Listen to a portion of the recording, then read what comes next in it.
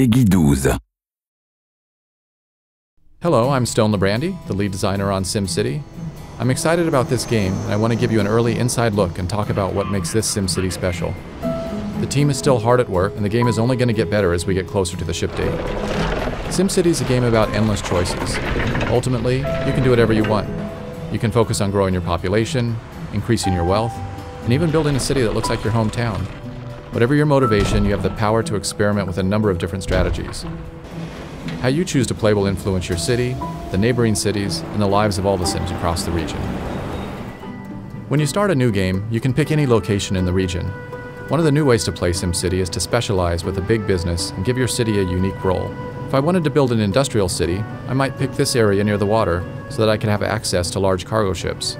But I'm a gambler and I want to build a casino city. So I'm going to start in this area because these train tracks will bring in more tourists. Before I can build casinos, I need to establish basic city infrastructure. The first step is to connect to the outside world. This is how construction trucks, moving vans, and tourists will enter my city. There are many different road sizes to choose from. I'm going to make the connection with a wide avenue because I expect a lot of traffic on this road.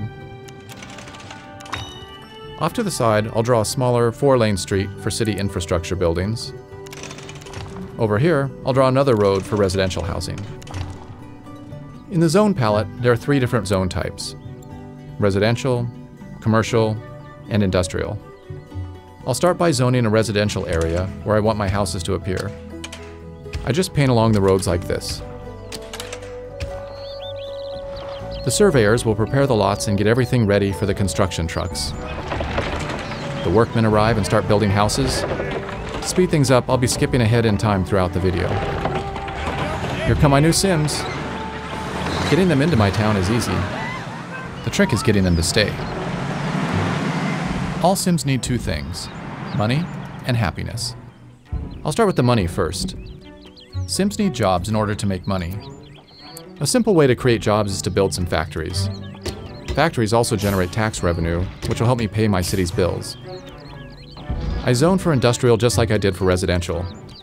I'm only going to zone a small area here because I don't want too many factories. They're pretty dirty and they won't help me attract tourists. Every Sim in this game has a personal agenda. We can see what this Sim's up to by clicking on him and following him around. Looks like this guy's anxious to get to his new job. Oh good, looks like he found one. I also need to keep my Sims happy.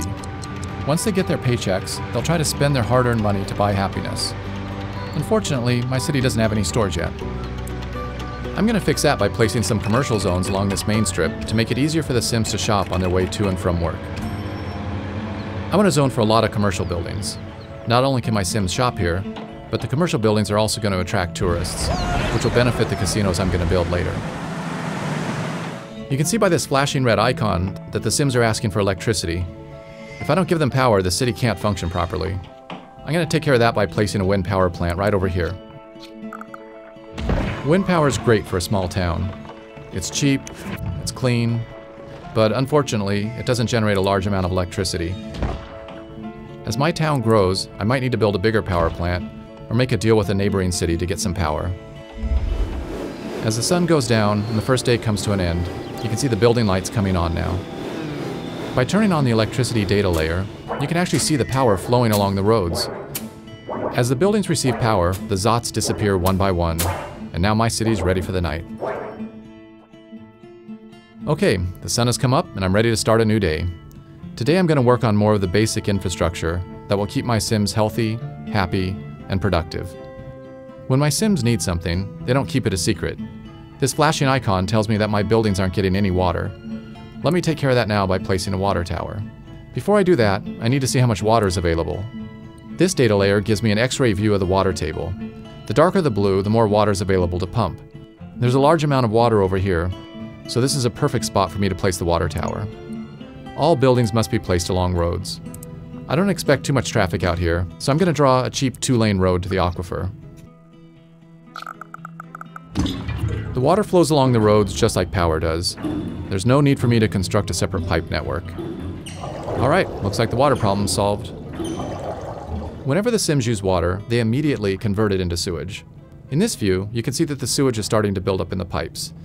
If I don't take care of this problem soon, it's going to get converted into ground pollution, which creates sickness and lowers the land value. The quickest and cheapest way for me to deal with this problem is just to dump it all into a corner of the town and hope that my Sims don't notice. I'll draw a new road out into this forest and place my sewage pipe over here. Problem solved. In addition to sewage, Sims will also generate garbage. My town is still young, so I don't have a garbage problem yet. But since I'm already polluting this corner of my town, I might as well place my dump here too. It's important to make sure that you keep your garbage and sewage away from your water supply. If the ground pollution gets into the pipes, your entire city could get sick. Garbage trucks will drive around town, picking up garbage cans and dumpsters. When a truck gets full, it'll return to the dump and unload. Eventually, the dump is going to fill up, and then I'll either have to expand it or start burning the garbage. But that's a problem for another day. I also need to keep my city safe, and my casinos are going to attract a lot of criminals. I could wait until the crime becomes a problem, but it's usually smarter to be prepared ahead of time. Notice that the data layer is showing a green overlay on the streets that are more likely to be patrolled. Crime problems tend to occur in commercial areas, so I'll put my police station over here. There, I have all my basic services in place, and I'm generating a fair amount of money in taxes too. That was a productive day. Now that I have a solid foundation, it's time for me to start specializing in gambling. To save some time, I've jumped forward a few days. My city's a little bigger, and my population has grown. As I mentioned earlier, one of the new things you can do in SimCity is to create a big business. I'm ready to start building up my casino empire now. Casinos can generate large profits, but only if you can get enough tourists through the door. I can't immediately start building a fancy Las Vegas strip. Like everything else in SimCity, I'm going to have to earn it by starting small and then working my way up to greatness. Each casino caters to a different wealth class of tourist. These casinos cater to lower class, these to middle class, and these to upper class. I only have enough money to place this small gambling hall, but if I can make it profitable, then I'll be able to unlock bigger and more expensive casinos and attract wealthier tourists. Right now, I just need to focus on getting as many tourists into this casino as possible. The regional road will bring in some tourists, but not enough for me to guarantee a big profit. To increase the flow of tourists, I need to provide an alternative mode of transportation into this city. There are several options available to me. Since we already have rail running through the city, this is an easy decision for me to make. I'm going to go with trains. I'll place my train station here to provide tourists easy access to my gambling hall. Tourists will go to any commercial building in my city, but I want to encourage them to gamble, not spend their money on souvenirs and restaurants. Now, I need to connect my station up to the main rail line. This is similar to how I draw a road.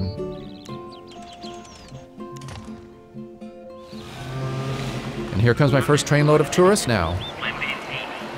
Looks like my little gambling hall is a hit. I'm already making a profit, and things are looking good. My casino city's off to a good start, but I still have a long way to go. That's one of the great things about SimCity. No matter how much you do, there's always new things to try. Thanks for watching. See you next time, and we'll take a closer look at multi-city play in the region.